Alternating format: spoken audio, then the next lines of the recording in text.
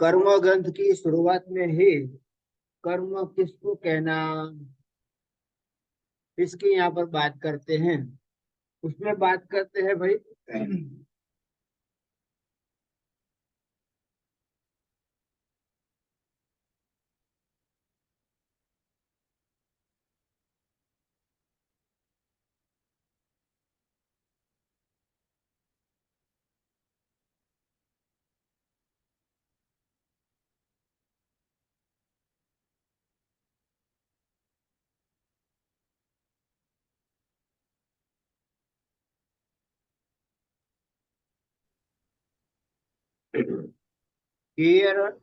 जीर्ण हेवहिम जयम तो भन्नय कब्बम। जीव द्वारा हेतु पूर्वक, मतलब मिथ्यात्व अवृत्ति वगैरह जो हेतु है, उस हेतु पूर्वक जो क्रिया की जाती है उसका नाम है कर्म। पूरी सिलेंडर नहीं होती।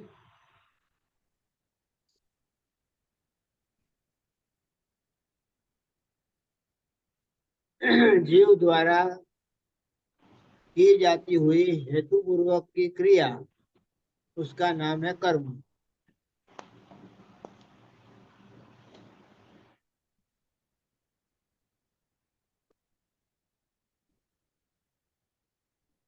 समझ में आ गया? नहीं आया तो समझ में? जोर से बोलते। तो ये कर्म की व्याख्या हो गई।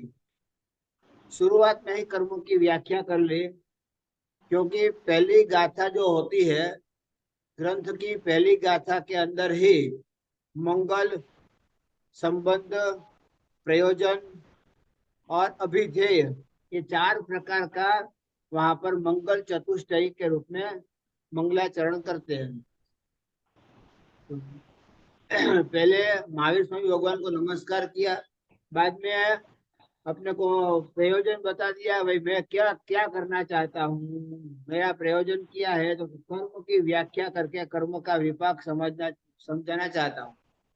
तो कर्म का विपाक समझाना चाहता हूँ। कर्म कैसे होते हैं, तो क्या मिथ्यात्व अवृत्ति वगैरह जो हेतु है, उस हेतु पूर्वक जो कर्म होता है, उस कर्म का उदय होता है। उदय जो होता है, तो उदय में आया हुए कर्म क्या करता है,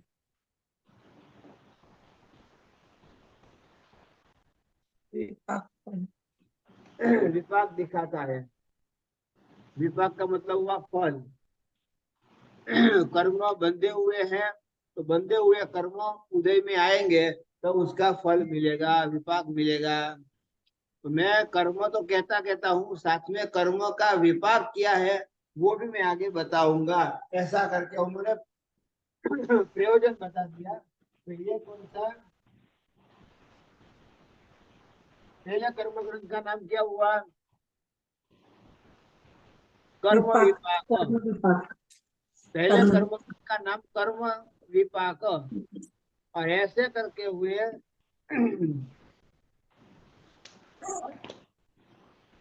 ये हो गया, लिख लिया।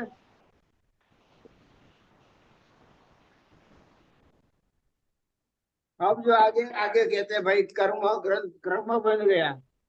कर्म बनने के बाद उसका स्वभाव कैसा है, क्योंकि एक बात निश्चित है कि अब कर्म जो बंधे हुए हैं, तो उसकी स्थिति, उसका रस, उसका काम किया है, कर्म का काम किया। तो पहले आएगा यहाँ पर प्रकृति बन लेंगे।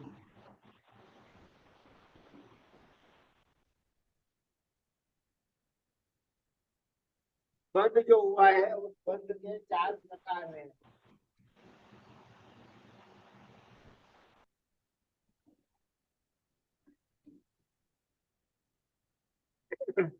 बंध के चार प्रकार हैं।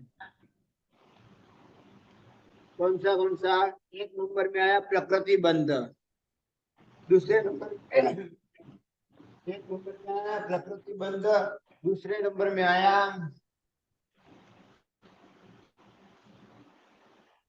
प्रदेश, सिद्धि बंद, रस स्थिति बंध, नहीं रस बंध पहले, रस के बाद में आएगा स्थिति बंध, स्थिति बंध के बाद में आएगा प्रदेश। प्रदेश बंध। साहब जी, प्रकृति, स्थिति, रस और प्रदेश आता है।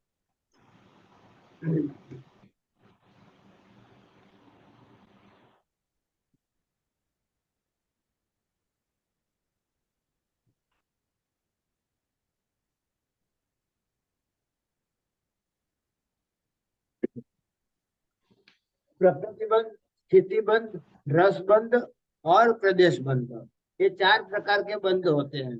चार प्रकार के बंध में प्रकृति बंध मतलब क्या? स्वभाव, नेचर। नेचर, स्वभाव, कर्म का स्वभाव क्या है, कैसा कर्म का स्वभाव है। पर्टिकुलर कर्म का स्वभाव अलग है, और कर्म का स्वभाव पूछो तो गुणों को ढाकना, गुणों को ढकना, गुणों को आच्छादित करना, गुणों को छुपाना, जो भी आपको लिखना है लिख सकते हो, तीनों भी लिख सकते हो, ना नहीं है। और पर्टिकुलर आपको नाम लेकर के पूछे ज्ञानावर्णीय कर्म का काम क्या है, स्वभाव कैसा है, तो कि ज्ञान गुण को ढकना ये ज्ञानावर्णीय कर्म का स्वभाव है।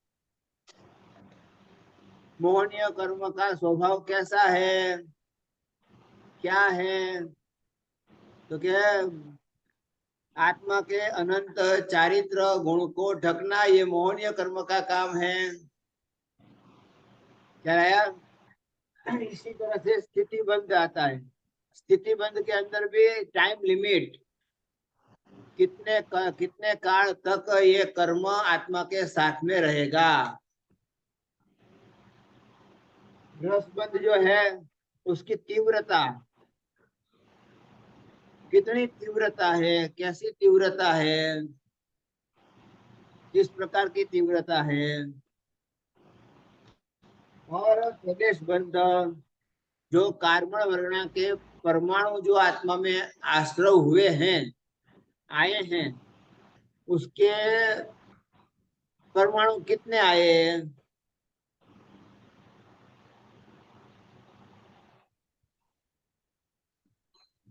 कितने परमाणुओं ने आत्मा के ऊपर आधिपत्य जमाया?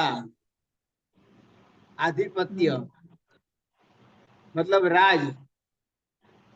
कितने आए, कितने कार्बन वर्णा के पुद्गल परमाणुओं ने आत्मा के गुणों को ढका है? ये सब विचारना जो है प्रदेश बंध में आती है। अब हम जो है पहले पहले जो है प्रकृति बंध की बात कर लेते हैं।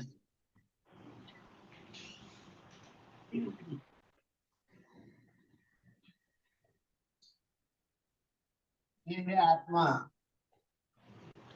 आत्मा के बाद में आएंगे इस प्रकार से।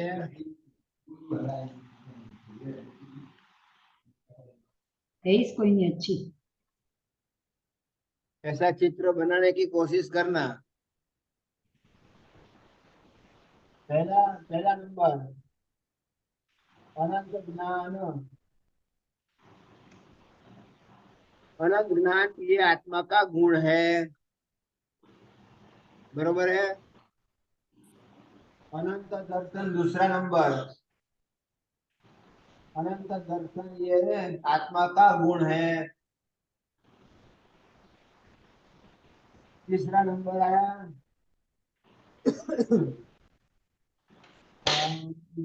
और अनंत चारित्र अथवा यथाख्यात स्वरूप।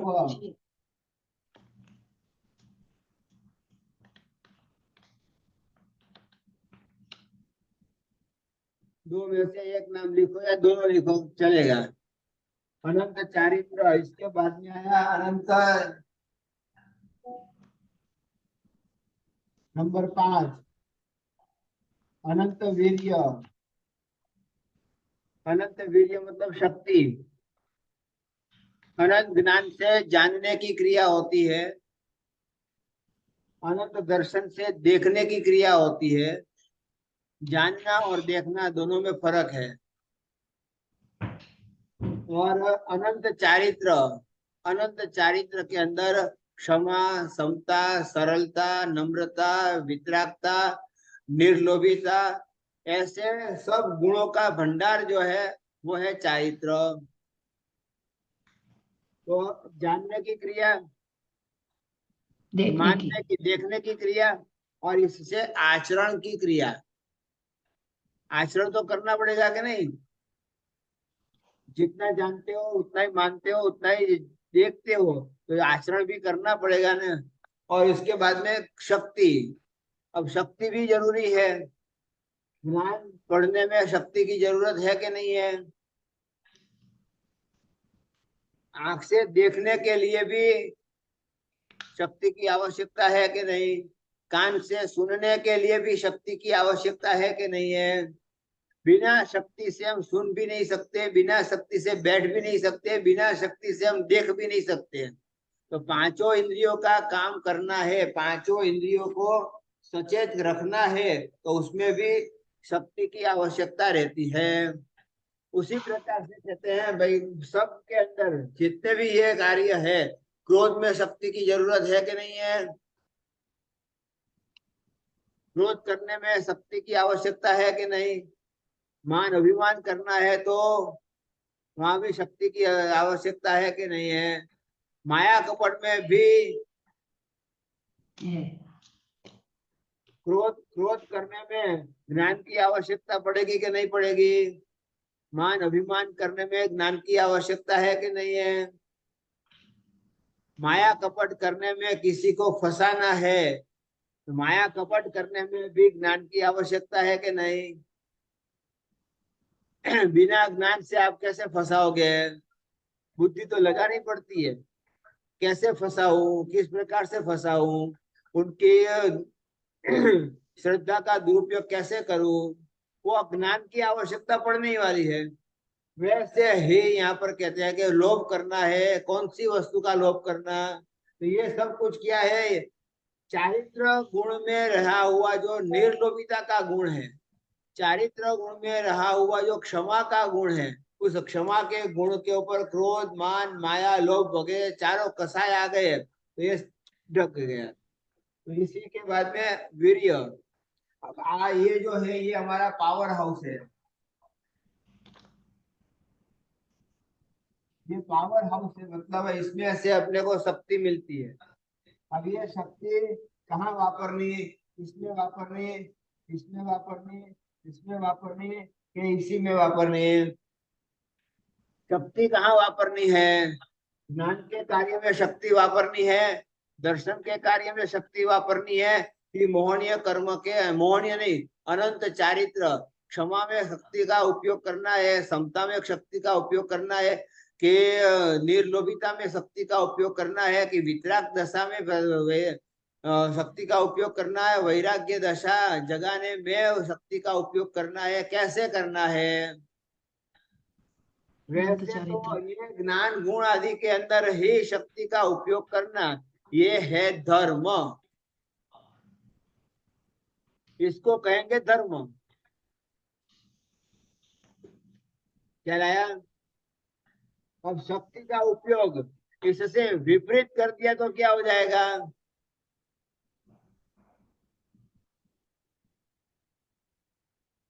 ज्ञानादि गुणों के अनुरूप शक्ति का उपयोग करते हो तो धर्म हुआ। ज्ञानादि गुणों से विपरीत कोई कार्य करते हो, उसमें शक्ति का उपयोग करते हो, तो क्या होगा? कर्म। धर्म की व्याख्या और कर्म की व्याख्या समझ में आई? ज्ञानादि गुणों के अनुरूप क्रिया करना, ज्ञानादि गुणों के अनुरूप क्रिया में शक्ति का उपयोग करना, उसका नाम है धर्म।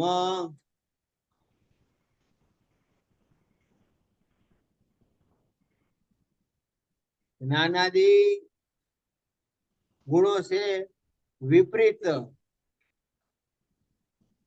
शक्ति का उपयोग करना, उसका नाम है कर्म।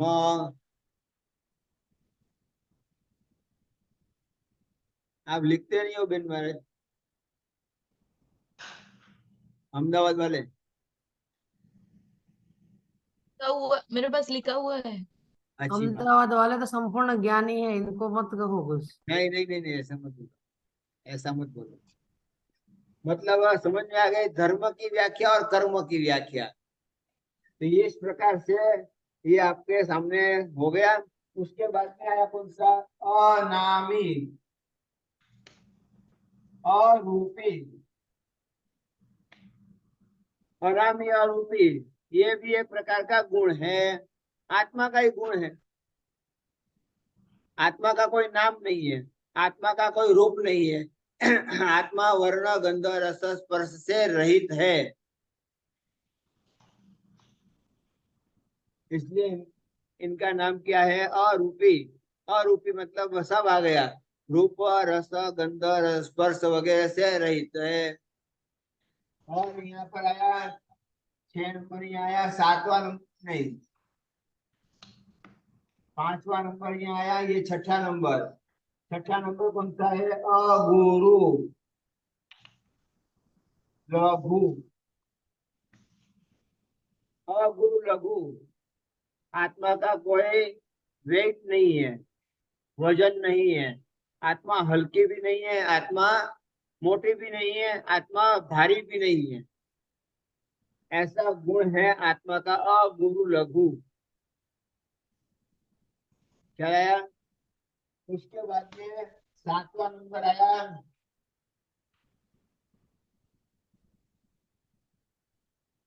अक्षय सुख कहो या अनंत सुख कहो। अक्षय सुख कहो या अनंत सुख कहो। आत्मा का स्वभाव ही सुख का है। सुख प्राप्ति का प्रयत्न ही आत्मा कर सकती है। बार बार सुख की अपेक्षा रहती है, सुख की आकांक्षा रहती है, सुख का लोभ रहता है कि सुख कैसे मिले। और बाद में यहाँ पर आया, ये 8वां गुण आया, अक्षय स्थिति।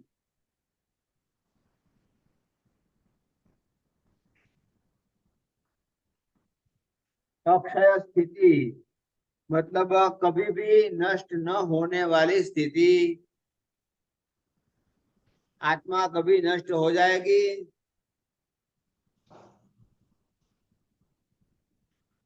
नहीं। आत्मा का नाश होगा कभी? नहीं।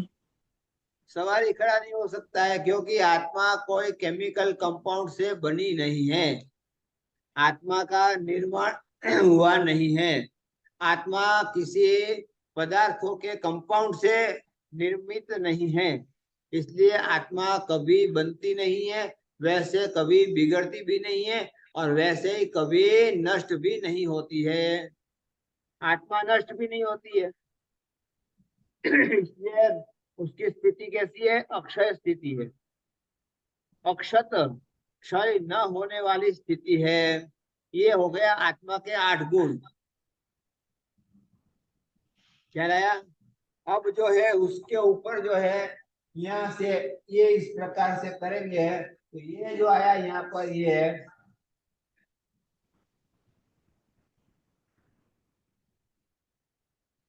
ये आ गया कर्म।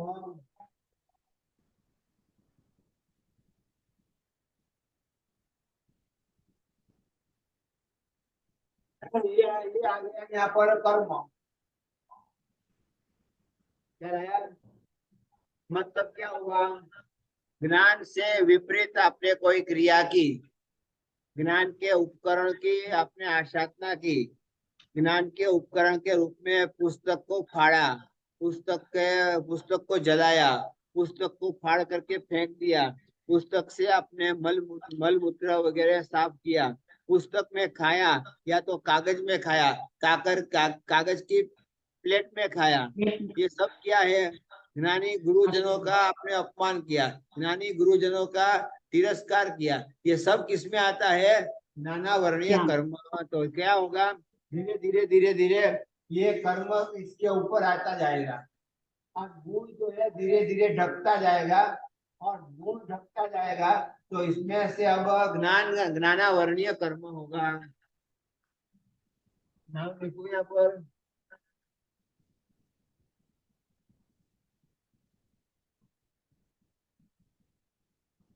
ज्ञानावरणीय कर्म नंबर 1। अब ज्ञानावरणीय कर्म की प्रकृति क्या है?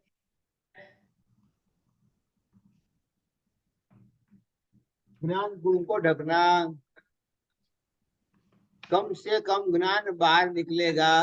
अब जितना ज्ञानावरणीय कर्म ज्यादा, उतने ही समझ शक्ति कम, उतनी ही याद शक्ति कम, उतनी ही पढ़ने की शक्ति कम, उतने ही याद रखने की शक्ति कम। सीधी बात हो गई। तो ज्ञानावरणीय कर्म जिसका ज्यादा उदय में है, उनको सरस्वती माता की माला ज्यादा गिनने के पुरुषार्थ ज्यादा करना। पुरुषार्थ ज्यादा पुरुषार्थ ज्यादा करना।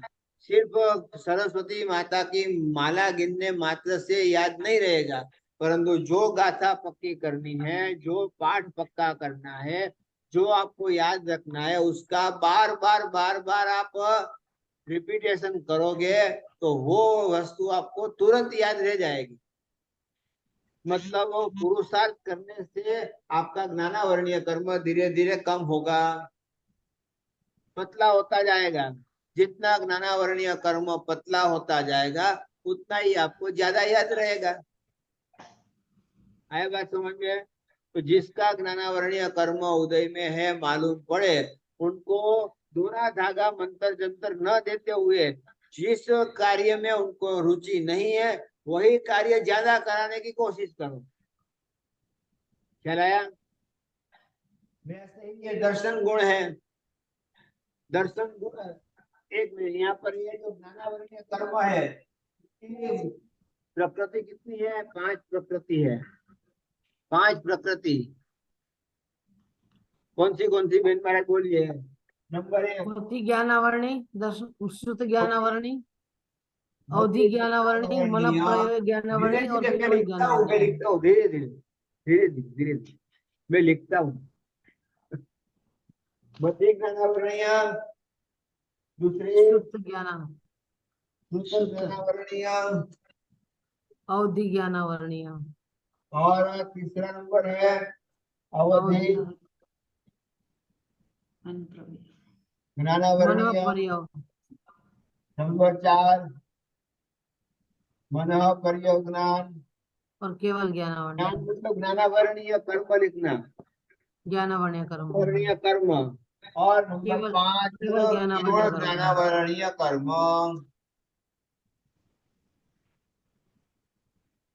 मतलब ज्ञान के भी 5 प्रकार हो गए कि नहीं? कौन से ज्ञान के 5 प्रकार कौन से? मति शुद्ध मति ज्ञान, श्रुत ज्ञान, अवधि ज्ञान, मन परिज्ञान, केवल ज्ञान। केवल ज्ञान। ये 5 ज्ञान के गुण हो गए। उसी गुण के ऊपर आया हुआ जो कार्बन वर्गणा के बुद्धल परमाणुओं का जत्था जो है, वो जो है कर्म के रूप में उसके ऊपर आकर के उस गुण को दबाया, इसलिए नाम क्या पड़ा? मति ज्ञानावरणीय कर्म, श्रुत ज्ञानावरणीय कर्म, अवधि ज्ञानावरणीय कर्म, मन पर्यव ज्ञानावरणीय कर्म, और वैसे ही केवल ज्ञानावरणीय कर्म। ये 5 कर्म के 5 गुण है, तो 5 कर्म है। ख्याल आया?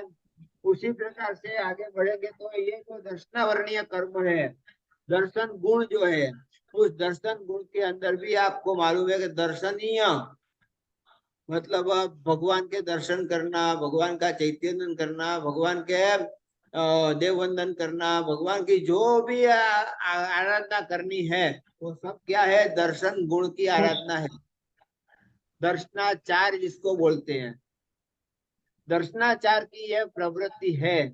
उससे आपने विरुद्ध किया, मंदिर की आपने आशाधना की, मंदिर की आशाधना की, मंदिर के अंदर आप गए, मंदिर की कितनी 84 आशाधना है, 84 प्रकार की आशाधना होती है।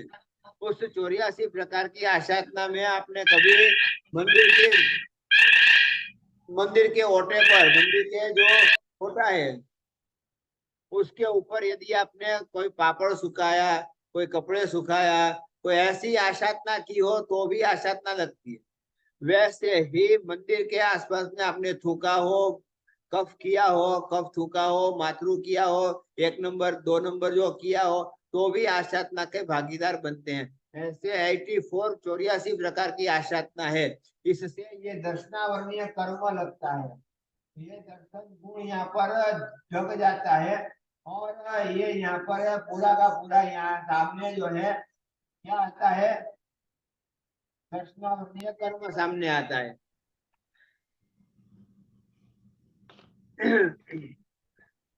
दर्शनावर्णीय कर्म सामने आता है। क्या लाया? अब दर्शनावर्णीय कर्म की प्रकृति कितनी है?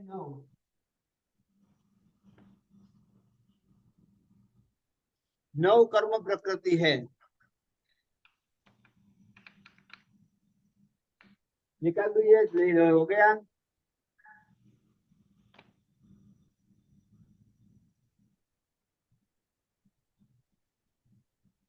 हाँ बोलो भाई महाराज। नंबर 1 चक्षु दर्शनावर्णीय।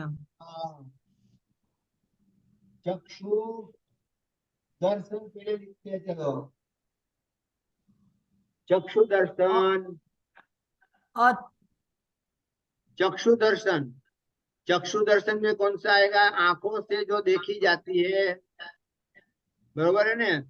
आंखों से जो देखी जाती है, वर्ण गंध रस स्पर्श वगैरह जो देखा जाता है। क्या लाया?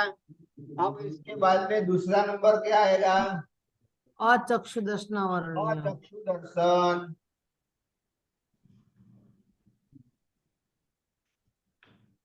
क्या लाया? अचक्षु में कौन से आएंगे? ना देखने वाले।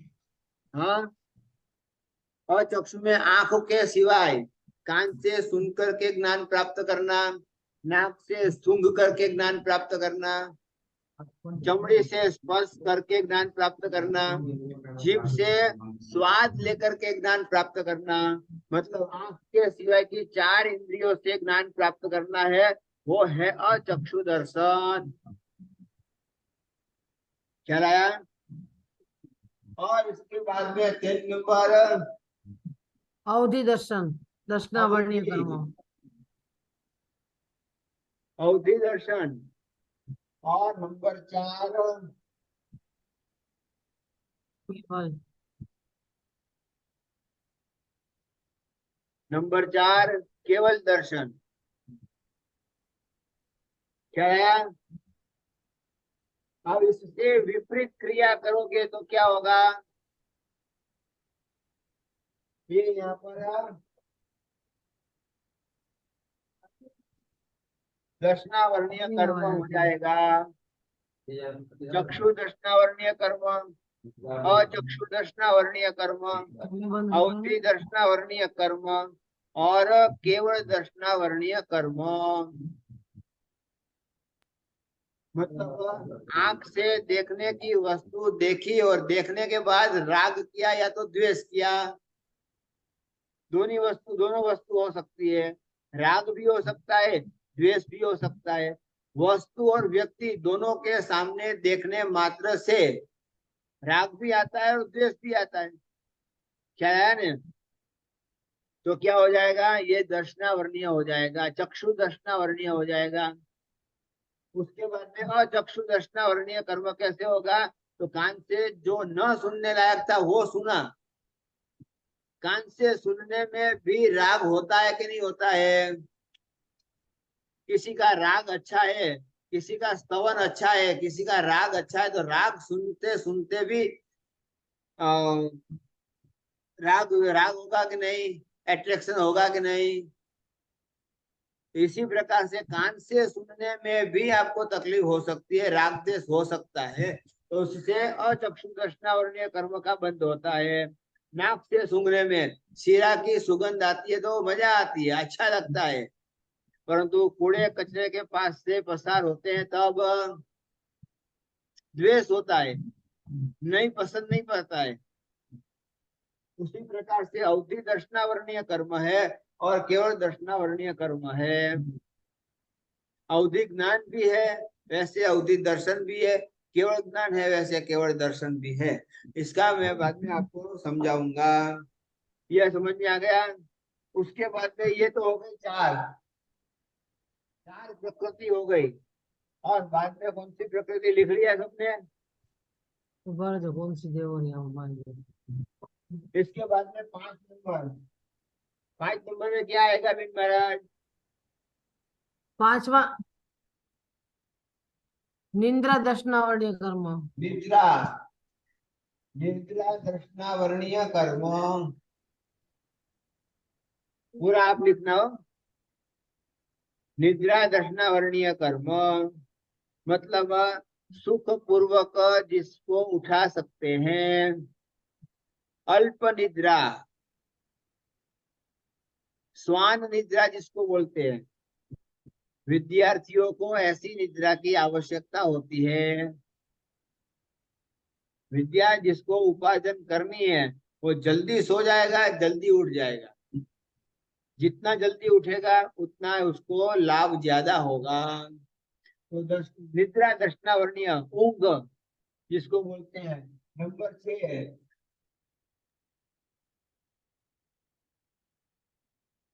6 नंबर निद्रा। निद्रा निद्रा निद्रा जो है डबल निद्रा हो गई, मतलब गाढ़ निद्रा हो गई। 2 बार नहीं 10 बार उठाना पड़े तब उठे। आपके बच्चे हैं ना, 1 2 3 4 बच्चे को उठाते तुरंत उठ जाते हैं, ऐसे थोड़ा सा ऐसा ऐसा किया उठ जाते हैं कि 2 बार 3 बार 4 बार 5 बार बोलना पड़ता है तब उठते हैं।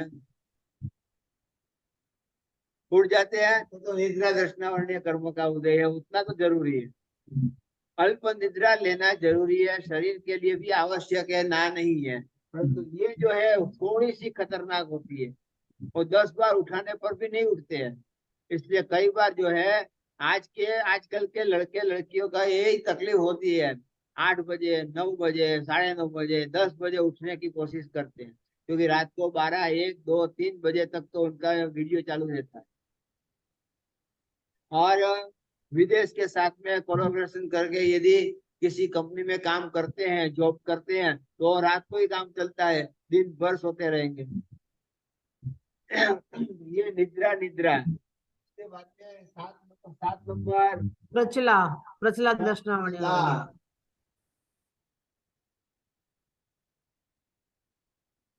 प्रचला बैठे बैठे नींद आती है।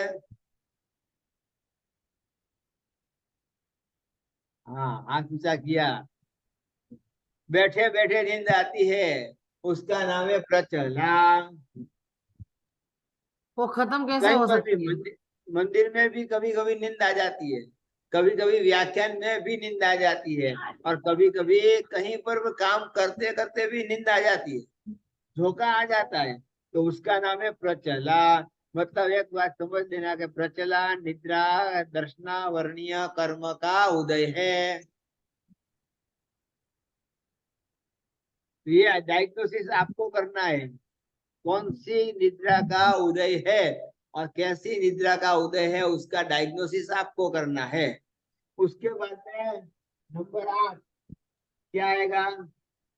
प्रचला प्रचला प्रचला दर्शनावर्णीय कर्म। प्रचला 2 बार आप लिख लो। प्रचला लिखा है ना, उसको डबल बार कर दो, 2 टाइम लिख दो। मतलब प्रचला प्रचला। अब प्रचला प्रचला मतलब अहमदाबाद वाले बेन महाराज बोलो, प्रचला प्रचला चलते चलते सोना। चलते चलते सोना। मतलब खड़े खड़े भी नींद आ जाती है, चलते चलते भी नींद आ जाती है।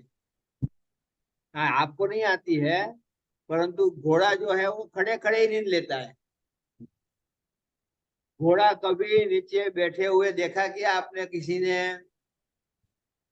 घोड़ा कभी नीचे बैठता ही नहीं है, शांति से लेट लेट करके सोता ही नहीं है। नींद भी लेना है तो खड़े खड़े नींद लेगा। और चाबुक रखनी पड़ती है, इसका कारण है कि घोड़ा दौड़ता हुआ है ना, दौड़ते हुए सो जाएगा, इसलिए बार बार उसको चाबुक से जगाना पड़ता है। भाई सीधा चलना, भाई सीधा चलना। मतलब चलते चलते निद्रा आना और खड़े खड़े निद्रा आना, उसका नाम है प्रचला प्रचला। क्या है? और नौ नौ नंबर, नंबर 9 क्षीणद्री। थी।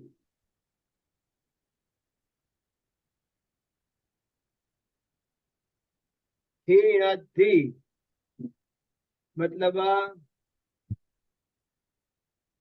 दीन चिंती अर्थ करनी। बोलो। क्षीणदी निद्रा यानी दीन चिंती अर्ध अर्थ करनी। चक्रवर्ती का भी आधा बल अपने जो दीन चिंती अर्थ अर्ध करनी। वासुदेव, वासुदेव जो का दिन में मतलब जो दिन में सोचा चिंतन, हुआ नींद, रखा। नींद में हाँ, चल। दिन में सोचा हुआ कार्य रात को नींद में करना। कोई भी सोच करके सोए हैं कि मुझे ये काम करना है, ऐसा काम करना है, इस प्रकार का काम करना है, और काम नहीं हुआ और सो गए ने थिरती निद्रा दर्शनावरणीय कर्म का उदय हुआ, तो उदय होते ही आप काम करने जाओगे। जब काम करने जाते हो और काम करोगे, तब अर्ध चक्रवर्ती के समान आपको बल मिलेगा, ताकत मिलेगी। अर्ध चक्की अर्ध बला, अर्ध चक्रवर्ती के समान आपको इतनी ताकत मिलेगी। उस निध में इतनी ताकत है, विचार कर लो आप। मतलब एक मजूर जो था, विशेष आवश्यक भाष्य के अंदर ये दृष्टांत दिया गया है। एक मजूर था और मजूर जो है सो गया ना, मालिक ने बोला है, उसके जो मैनेजर जो था वो बोल के गया है कि कल मेरे ये 2 गाड़ी खाली हो जानी चाहिए। पत्थर से भरी हुई गाड़ी है, पत्थर से भरी हुई गाड़ी कल खाली हो जानी चाहिए, ऐसा करके बोल के गया है, ऑर्डर लेके गया है। और ये भाई साहब आकर के सो गए। सोने के बाद वही बात दिमाग में घूमती थी। रात को 12-1 बजे उठे, उठ करके सीधे चला गया ट्रक के पास।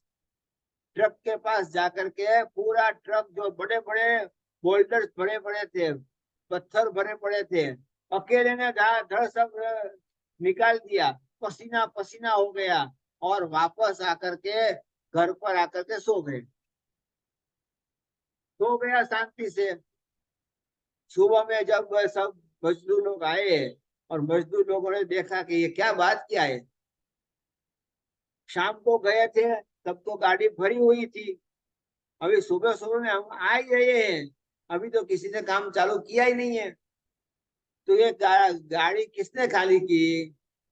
पूछा सबको, सब ना बोलते नहीं हम नहीं आए थे, नहीं हम नहीं आए थे, नहीं हम नहीं आए थे। आखिर जाकर के वॉचमैन को पूछा, वॉचमैन को पूछा, तब भेद खुला कि ये भाई साहब जो है ना वो रात को आए थे। उसको पूछा तू आया था ना? मैं नहीं आया था, मैं तो नींद में था। अरे मतलब नींद में ही इतना कार्य करके चला गया तो भी पता नहीं चला। ऐसी निद्रा जो है वो थिरकती निद्रा है। उसी प्रकार से ये हो गया, कितनी हो गई है निद्रा, कितनी हो गई? ये 6 महीने में एक बार आती है ना? हाँ बोलो। ये नींद 6 महीने में एक बार आती है ना? हाँ 6 महीने में एक बार आएगी, जिसको भी और ये उदय साधु आता को, है। और अगर साधु या साध्वी किसी को ऐसी निद्रा आ जाए तो संयम छोड़ना पड़ता है ना? हाँ संयम छोड़ाना पड़ता है। ये निद्रा जो है साधु साध्वी को छठा गुण स्थानक पर आती है, तो ये निद्रा ज्यादा खतरनाक हो सकती है। और ज्यादा कर्म का बंद करा सकती है। यदि ऐसा भी विशेष आवश्यक भाष्य में एक दृष्टांत है। एक साधु महाराज जा रहे थे, विहार कर रहे थे, और उसी समय में रास्ते में एक हाथी आया। हाथी ने थोड़ा सा सूंड लगा दी, और उसके कारण जो है, उसके कारण थोड़ा सा गुस्सा आया हुआ था साधु महाराज को, और गुस्से के अंदर सो गए।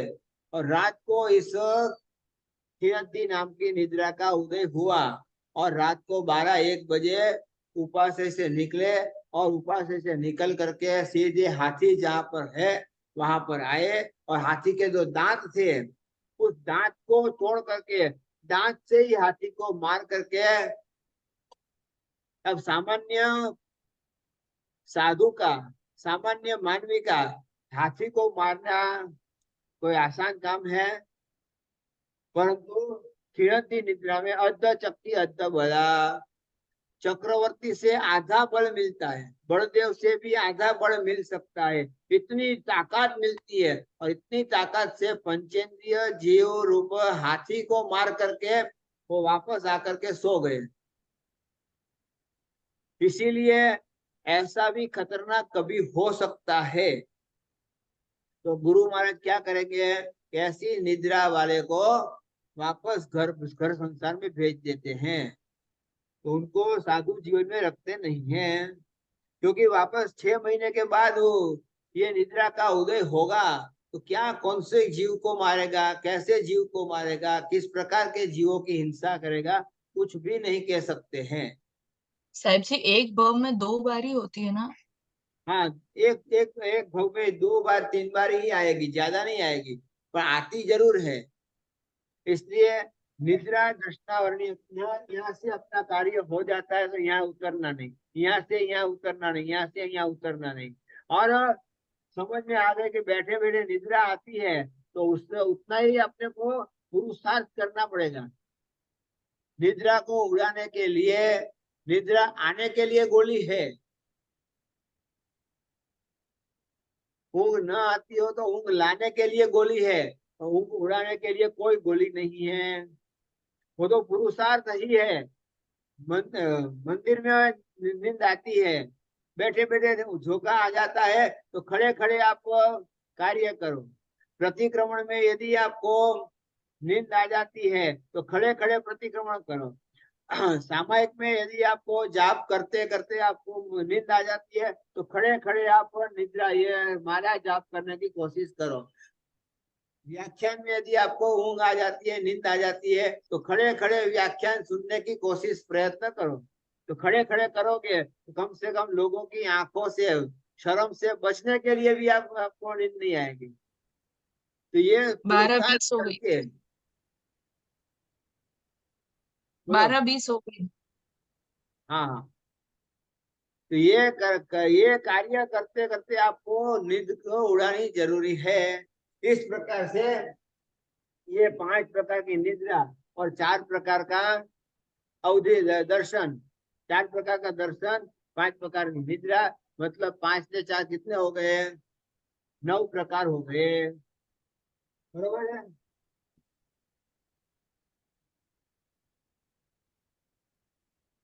साहिब जी, आपने जो कहा ना कि ज्ञानावरण्य के अंदर पेपर में खाना नहीं, पेपर में थूकना नहीं, ये जो सब आश्वासना की है, लेकिन इसके अंदर कभी कभार है ना ऐसे हो जाता है कि अपने विहार में ऐसा कई बार होता है कि जैसे बहुत खांसी कफ हो गया और अपन ने समझो कि जेठी जेठी मद या दवाई के रूप में कुछ भी लिया हो मुंह में, तो मुंह तो झूठा हो गया।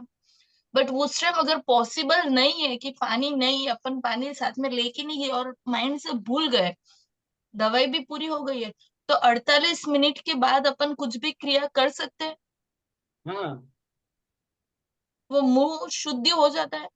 मुंह शुद्धि हो जाएगी 48 मिनट तक में, तो पूरा मुंह साफ हो जाएगा, कोई आपने को तकलीफ नहीं होगी। फिर पानी की जरूरत नहीं। पानी की जरूरत तो है नहीं है, ऐसी बात नहीं है, जब मिले तब पानी से, कोई दांत में कोई फंसा हुआ हो तो वो निकालने के लिए पानी की आवश्यकता है।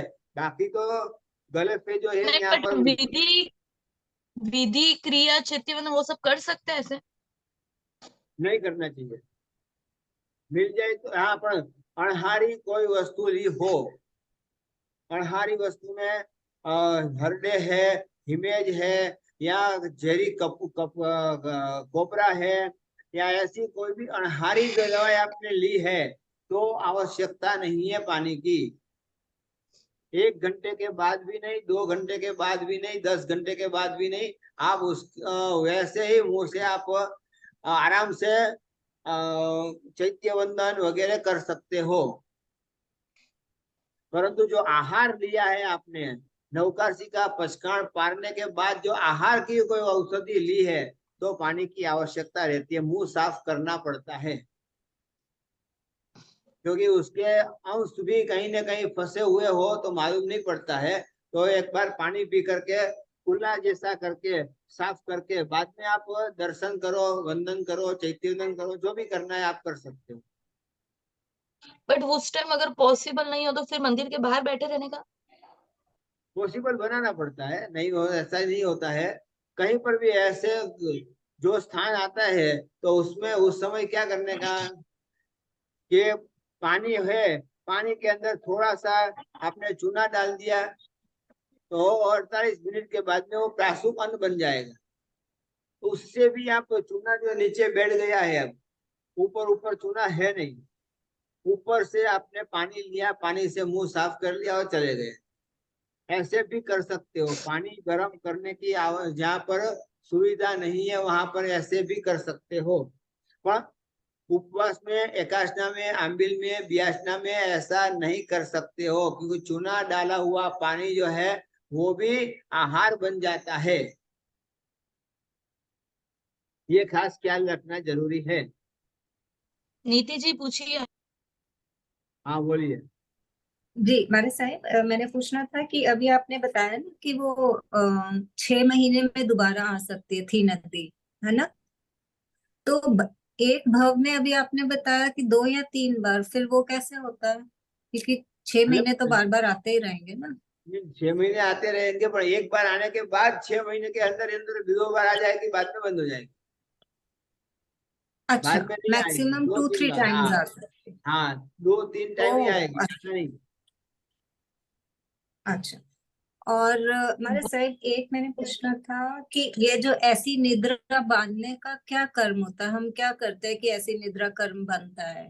वही मंदिर में ज्यादा खड़े से खड़े ज्यादा सो जाना? आलस प्रमाद, ज्यादा से ज्यादा आलस प्रमाद करना,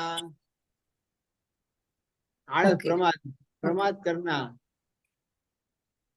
ओके। धर्म के कार्य में ठीक है प्रमाद मारे साहब। करना, आलस करना, कैसे भी करके हम्म। बड़जबरी धर्म करना, ये सब कुछ जो हम्म। है निद्रा दर्शनावर्ण कर्म बांधने में निमित्त बन सकता है। ठीक। थैंक यू मारे साहब। साहिब जी, बोलो। मेरा क्वेश्चन है कि जो हम टिश्यू पेपर जो इसमें लिखा हुआ नहीं है, वो टिश्यू पेपर लोग यूज करते हैं, तो वो ज्ञानवर्णीय कर्म बंधता है? टिश्यू पेपर भी ज्ञान का उपकरण है कि नहीं है? है। पेपर आया, लिख सकते हो, उसको आप उसके ऊपर प्रिंटिंग कर सकते हो, तो वो भी हाँ। ज्ञान का ही उपकरण कहा जाता है। तो आपके हाथ धोना न पड़े इसलिए फटाक से ले लिया और हाथ ऐसे ऐसे करके निकल गए, हाँ तो जी, होता ऐसे है करने ऐसे। से भी ज्ञानावर्णीय कर्म का बंध होता है। जी। पुष्ठा या कार्टून सभी के ऊपर ज्ञानावणी कर्म लगेगा। हाँ हाँ, पूठा हो, कार्टून हो, जो भी है, उसके ऊपर बैठना, उसको पैर लगाना, उसके साथ में रहना करना, संथारा न वापरते हुए पूठा वापरना, मतलब संथारा करने के लिए, सोने के लिए कई जी। कई संप्रदाय में वापरते हैं, तो वो भी ज्ञानावर्णीय कर्म का बंध कराता है। जी साहिब जी। चलो आगे। साहिब जी, अभी जैसे नीति जी ने कहा कि क्या करने से कर्म बंद होता है, तो आपने कहा कि बलजबरी धर्म करने से। बड़जबरी तो नहीं। हाँ हाँ बोलिए बोलिए। जबरदस्ती धर्म करवाना मतलब, तो आजकल के बच्चों को तो जबरदस्ती ही धर्म करवाना पड़ता नहीं, है, धक्के दे दे जबरदस्ती के भेजना। यहाँ जबरदस्ती की बात क्या है? जो आप कर्म कर रहे हो उसमें आळस आळस प्रमाद करना, मतलब खड़े खड़े आपकी शक्ति है फिर भी खड़े खड़े प्रतिक्रमण न करना और बैठे बैठे चांद चांद चांद, ये क्या हुआ? अपने आप जोर जबरदस्ती कर रहे हो ना, अपने आप की बात है, दूसरों की बात नहीं कर रहा हूं मैं। ऐसे जो क्रिया कर रहे हैं जिसके अंदर उत्साह न हो, उमंग न हो, आलस प्रमाद दिखाई देता हो, माना कितने भी बैठेंगे तो ऐसे बैठना या ऐसे बैठना, शरीर को उस प्रकार से सचेत रखना ही नहीं। जानबूझ करके निद्रा न आती हो तो निद्रा को बुलाना, उस प्रकार से शरीर को ढांचे में ढाल करके रखना। पर पद्मासन अवस्था में करोड़रज्जु जो है स्पाइनल कॉर्ड व्यवस्थित स्थिर रख करके बैठे हो तो निद्रा कैसे आ जाएगी? नहीं आएगी। उत्साह पूर्वक आप कोई क्रिया करोगे तो निद्रा नहीं आएगी, और निद्रा दर्शनावल्य कर्म का बंद भी नहीं होगा, उदय नहीं होगा, तो बंद कैसे होगा? तो ये बात और है। और जो आपने पुठे का कहा, तो पुठे तो अभी स्थानक वासी में देखो, दिगंबर में देखो, पुठे पे ही सोते, पुठे ही बिछाते हैं। मैं संप्रदाय का नाम नहीं लेना चाहता साहब था। जी, उसके वो अंदर करते हैं, आगम है, पोथी है।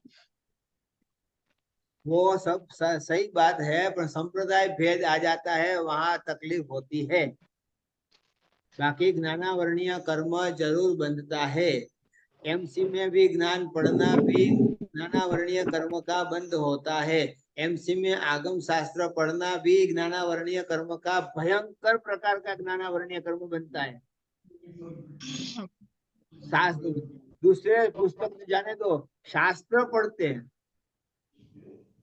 तो भयंकर प्रकार का ज्ञानावरणीय कर्म का दोष लगता ही लगता है, नहीं लगता ऐसी बात ही नहीं है। तो ये सबसे बचने के लिए तो अपने को काम करना है।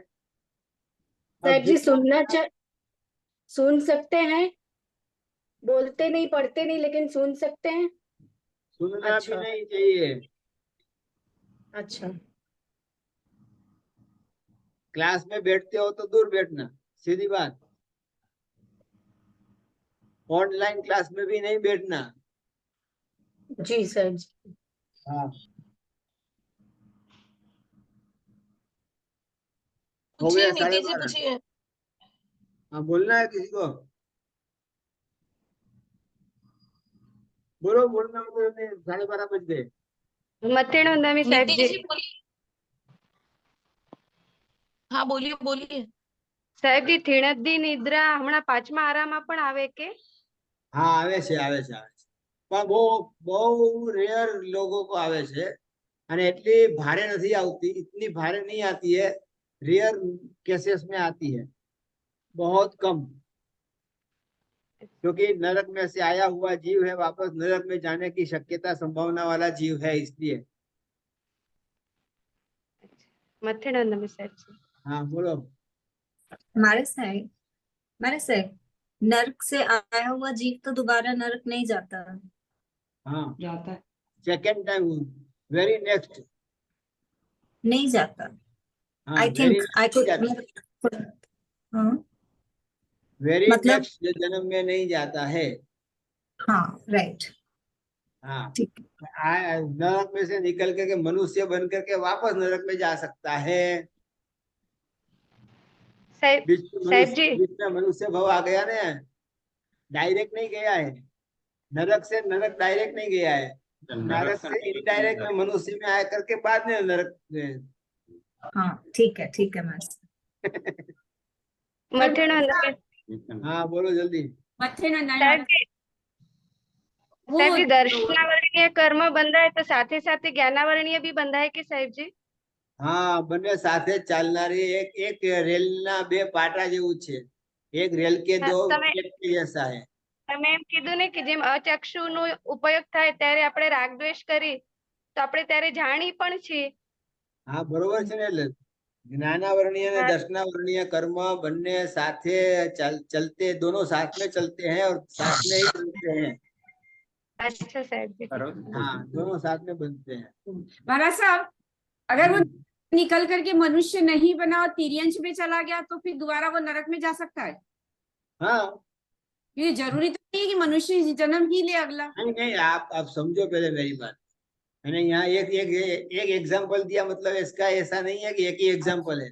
अच्छा अच्छा, मनुष्य नरक में से निकल करके तिर्यंश इसी में- में से आकर के भी नरक में जा सकता है, नरक में से निकल करके मनुष्य बन करके भी वापस वो नरक में जा सकता है।